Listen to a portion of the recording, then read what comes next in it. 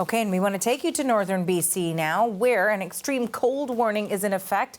Environment Canada says temperatures will dip between -30 and -40 degrees Celsius in communities such as Fort Nelson. And that's where we find my next guest. He's the mayor of the Northern Rockies Regional Municipality that includes Fort Nelson. This is just south of the border with the territories. Rob Fraser joins us now. Welcome, Mayor Fraser. Thank you for withstanding that cold for us.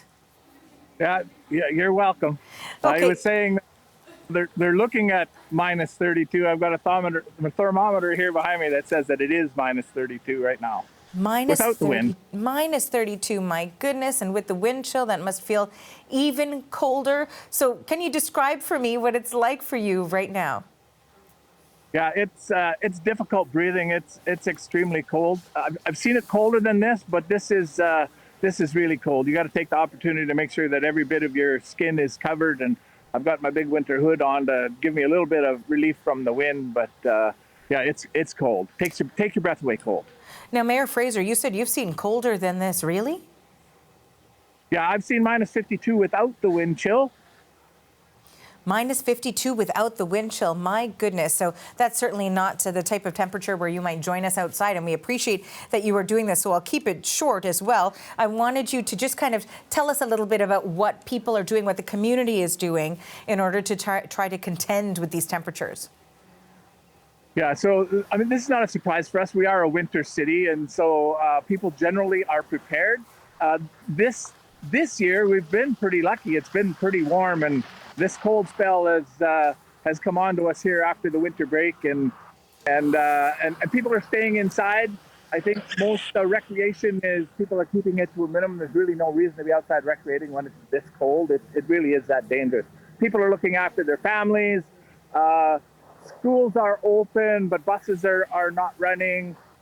People are, again, watching their elders, watching their children, we as a community, watching any of the vulnerable people that are in our community. We've got warming centers for them in the event that they need some help.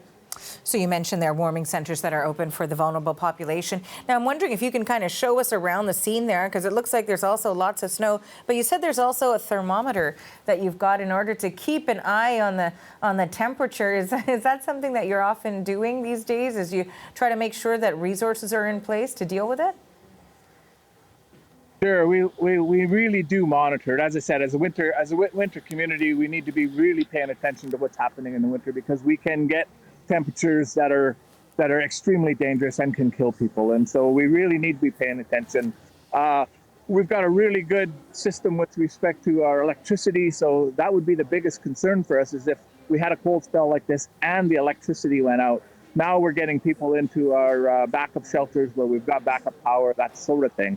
That hasn't happened that I can recall or remember in the wintertime, but we need to be prepared just because the temperatures can be so dangerous here. I can't even imagine not having electricity during that sort of a cold snap. So you were checking the temperature. Can you tell us what it is right now?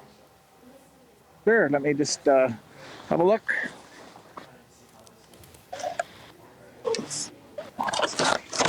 So I don't know if you can see it or not. I can. But it's dropped my phone. Oh my goodness, we lost your phone, but thank you so much for showing us. Let's take a look at that again. Did that say just below -30 degrees on it? Yeah, just below, about -32. But I slipped out of my fingers, and sorry about that. But, oh, you know what? I don't blame you, because I'm sure your fingers are cold and it's hard to maneuver in mitts and gloves anyways. But thank you so much for playing along with us here, because it's wonderful to actually see what you're experiencing, but I don't want you to experience it anymore. Thanks for your time, Mayor Fraser. You're welcome, and thank you very much for the opportunity.